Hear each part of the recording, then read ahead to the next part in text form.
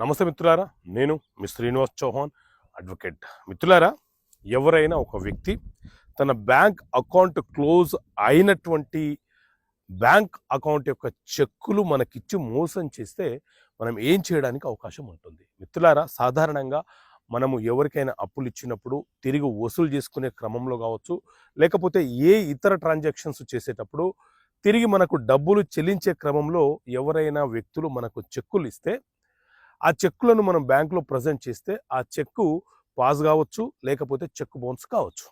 కానీ ఎవరైనా ఒక వ్యక్తి ఉద్దేశపూర్వకంగా కుట్రపూరితంగా మోసం చేయాలన్న సంకల్పంతో మనకు రావాల్సిన సొమ్ము కోసం అతని బ్యాంక్ అకౌంట్ క్లోజ్ అయిపోయిన తర్వాత ఆ అకౌంట్కి సంబంధించిన చెక్కులను మిస్యూజ్ చేస్తూ మనకు మోసం చేయాలన్న ఉద్దేశంతో ఆ చెక్కులు మనకిస్తే ఆ చెక్కులను మనము ఎన్ఐ యాక్ట్ ప్రకారంగా చెక్ బౌన్స్ కేసు ఫైల్ చేయకుండా డైరెక్ట్గా పోలీస్ స్టేషన్లో చీటింగ్ చేశాడని కేసు ఫైల్ చేసి బిఎన్ఎస్ భారతీయ న్యాయ సంహిత చట్టం ప్రకారంగా అతని మీద మనము చీటింగ్ కేసు ఫైల్ చేయవచ్చు. క్రిమినల్ చర్యలు తీసుకునే అవకాశం మనకు ఉంటుంది.